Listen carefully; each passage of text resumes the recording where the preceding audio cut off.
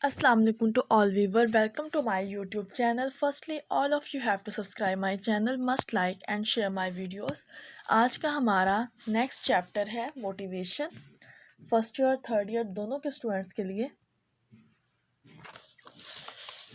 Motivation क्या होती है, इसको तहरीक कहते हैं। मोटिवेशनल बिहेवियर क्या होता है? मोटिवेशन कहते हैं तहरीक को, मोटिवेशनल बिहेवियर कहा जाता है मुहर्रकाती किरदार को। यहाँ हम डिस्कस करेंगे इसकी डेफिनेशन, मोटिवेशन की डेफिनेशन क्या है। ठीक है, मुहर्रिक जो है वो लातीनी ज़बान के लफ्ज़ मूवर से निकला है, जिसके मानी है हरकत करना। मुहर्रिक से क्या होता है? फ़र्द सरगर्मी पर आमादा होता है मुहर्रिक किरदार की वजह। ठीक है, मोटिवेशन इंसान के अंदर आ जाती है जिसमें फ़र्द के अंदर से ख्वाहिश उभरती है। मोटिवेशन कैसा अमल है? जिसमें फ़र्द के अंदर से ख्वाहिश उभरती है। इस ख्वाहिश की तस्कीन के लिए मकसद और तरीक़ाकार का तयन किया जाता है।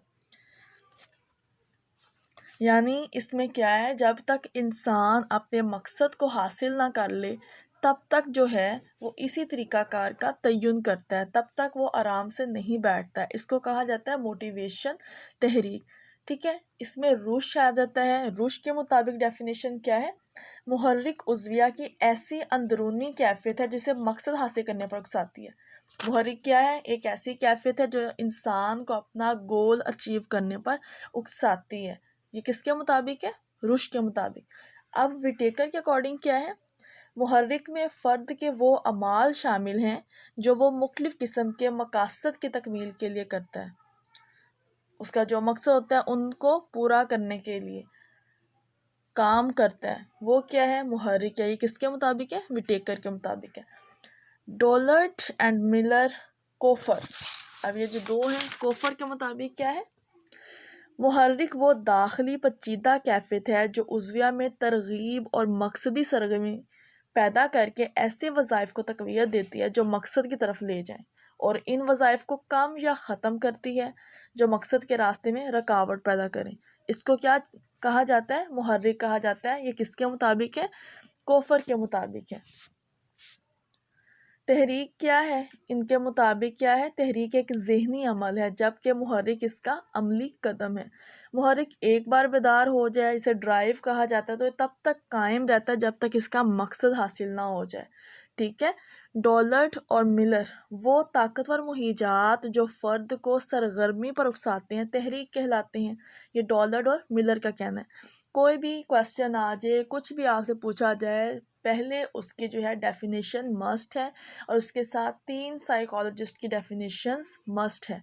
ठीक है, कहीं आपको ज़्यादा भी मिलेगी, जैसे मैंने यहाँ पे एक्स्ट्रा भी ऐड की हैं। ठीक है, जो आपको इजीली लर्न हो जाए उसको मस्ट ऐड कीजिएगा। ठीक है, नेक्स्ट है करैक्टरिस्टिक्स ऑफ मोटिवेशनल बिहेवियर। क्या होता है?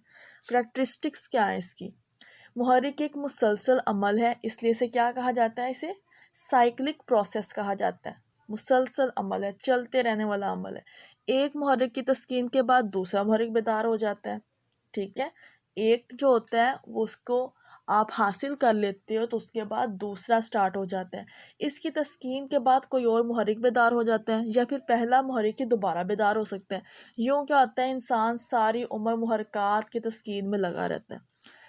सपोज़ खाना खाने के 4-5 घंटों बाद दोबारा भूख लग जाती है, प्यास बार बार लगती रहती है। ठीक है, गोया जब उज़विया एक बार मुहर्रिक की तस्कीन करता है तो ज़रूरी नहीं कि वो बाकी तमाम ज़रूरतों और रग़बतों से बेगाना हो जाए। थोड़ी देर बाद दोबारा ही वही ज़रूरत जो है वो दोबारा पैदा हो जाती है। इसी तरह ये अमल जो है वो सारी उम्र चलता रहता है। इसको कहा जाता है मोटिवेशनल सीक्वेंस। ठीक है, साइक्लिक प्रोसेस क्या होता है? जो चलता रहता है, मुसलसल अमल है, एक के बाद दूसरा मुहर्रिक बेदार हो जाता है और यूँ इंसान सारी ज़िंदगी इसके पीछे इसको पूरा करने के लिए लगा रहता है। इसको मोटिवेशनल सीक्वेंस कहा जाता है। नेक्स्ट पॉइंट है होम्योस्टेसिस। क्या है? इसे कहा जाता है अमले तवाज़ुन। अमले तवाज़ुन क्या होता है? मुहर्रिक इस वक्त बेदार होता है जब उज़विया में किसी चीज़ की कमी या बेशी हो जाए।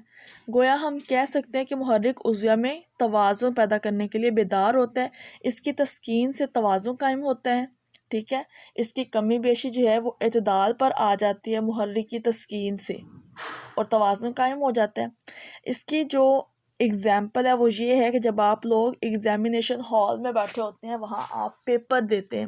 جب پیپر آپ کے پاس آتا ہے، جس کے پاس یہ پیپر آتا ہے وہ دیکھ کے یہ کہتا ہے کہ یہ بہت مشکل پیپر ہے. ابھی جس تک پیپر نہیں پہنچا ہوتا وہ پہلے ہی سٹریسڈ ہوتا ہے کہ پیپر میں پتہ نہیں کیا آنا ہے. ٹھیک ہے. اور جن بچوں نے پڑھا ہوتا ہے ان کے لیے پیپر ایزی ہوتا ہے، جنہوں نے پڑھا ہی نہیں ہوتا ان کے لیے وہ ڈیفیکلٹ ہوتا ہے. جیسے پیپر آپ کے پاس پہنچتے ہیں آپ اس کو دیکھنا شروع کرتے ہیں اور آپ کو کہتے ہیں پیپر بہت ٹف ہے، اس میں ہمیں یہ نہیں آتا، یہ نہیں کروایا، آؤٹ آف سلیبس آ گیا ہے. حالانکہ وہ تمام چیزیں آپ لوگوں نے کی ہوئی ہوتی ہیں. ٹھیک ہے. جیسے جیسے آپ پیپر کو پڑھنا شروع کرتے ہیں آپ کے ذہن میں اس کے تمام آنسرز جو ہیں وہ آنا شروع ہو جاتے ہیں. آہستہ آہستہ آپ پورا پیپر پڑھ لیتے ہیں، اس کے بعد پیپر کو سولو کرنا شروع کرتے ہیں. تو پھر آپ کا جو لیول ہوتا ہے وہ ماڈریٹ ہو جاتا ہے، اعتدال پر آ جاتا ہے. تب آپ کی کنڈیشن ہومیوسٹیسس ہوتی ہے. اس کو عمل توازن کہا جاتا ہے جب آپ ماڈریٹ لیول پر آ جاتے ہو. کلیئر؟ یہ تھا ہومیوسٹیسس. موٹیویشنل فیکٹرز کیا ہوتے ہیں؟ اس کے اندر آ جاتا ہے need, drive, incentive and effect. Need کیا ہوتی ہے؟ نیڈ کہا جاتا ہے ضرورت کو. ضرورت عضویہ کی ایسی کیفیت ہے جو حیاتیاتی طور پر کسی کمی یا بیشی سے پیدا ہوتی ہے. سپوز جب ہم نے کافی دیر سے کچھ کھایا پیا نہ ہو تو بھوک اور پیاس کی ضرورت بیدار ہوگی.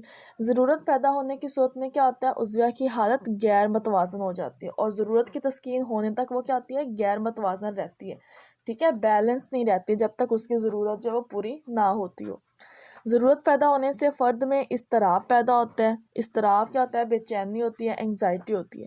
یہ اضطراب ہی فرد کے افعال کا تعین کرتا ہے. ضرورت کیا ہوتی ہے؟ فرد کے کردار میں اتنی قوت پیدا کر دیتی ہے جس سے کیا ہوتا ہے؟ اس کا کردار بامقصد ہو جاتا ہے اور ضرورت کی تسکین تک جاری رہتا ہے. کلیئر؟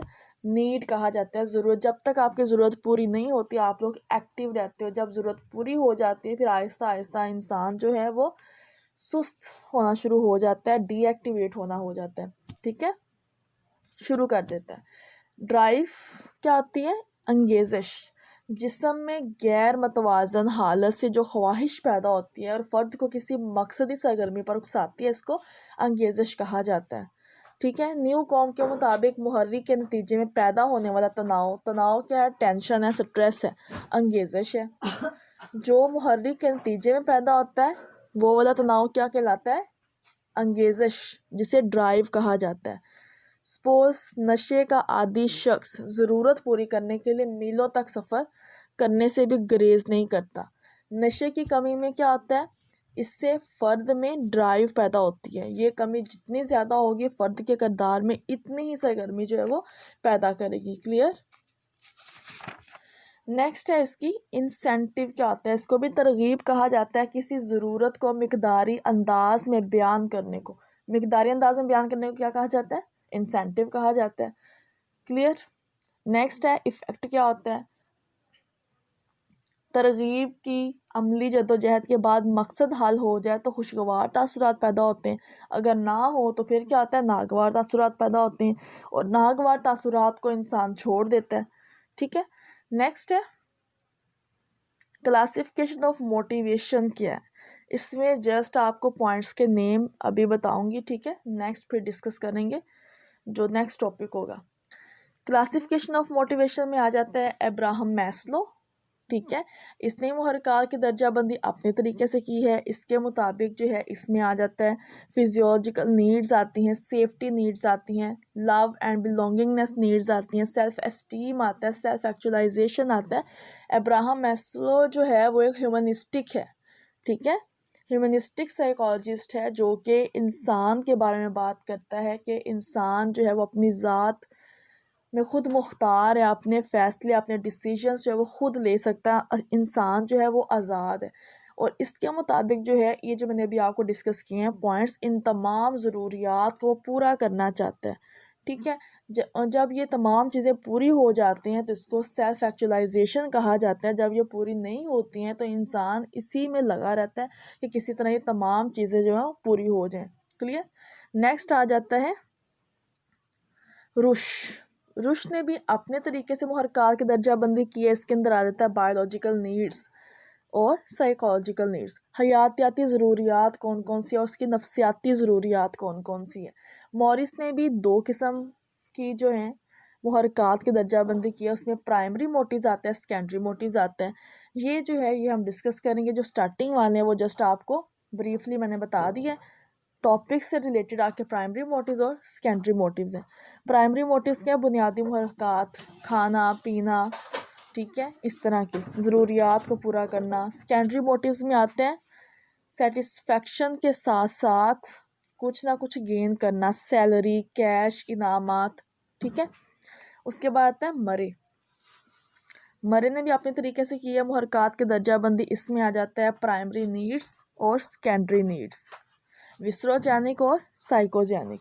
بنیادی ضروریات، ٹھیک ہے، بنیادی ضروریات میں انسان کی جو ہے تسکین، بنیادی محرکات کی تسکین جانداروں کی بقا کے لیے ضروری ہوتی ہے، ٹھیک ہے۔ جو آپ کے موٹیویشن کے چیپٹر میں جو ٹاپکس آپ نے پڑھنے ہیں وہ پرائمری موٹیو سے سٹارٹ ہوں گے اور سیکنڈری موٹیو سے سٹارٹ ہوں گے۔ ابراہم میسلو جسٹ آپ کو ایکسپلین کیا گیا ہے بریفلی اور روش بھی، ٹھیک ہے۔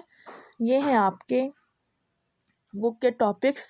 ان کو دکھانے کا مقصد صرف یہ ہے کہ یہ آپ کی بک میں موجود ہیں، اور جو چیزیں میں آپ کو ایکسپلین کرتی ہوں ان تمام چیزوں کو یہاں پہ نوٹ ڈاؤن کر لیں، جو کہ میں بار بار آپ لوگوں سے کہتی ہوں، ٹھیک ہے۔ اب ملیں گے نیکسٹ ٹاپک کے ساتھ، تب تک جو بھی آپ کو لیکچرز ملے ہیں انہیں آپ ریوائز کر لیں، انہیں آپ لرن کر لیں۔ اوکے اسٹوڈینٹس، اللہ حافظ۔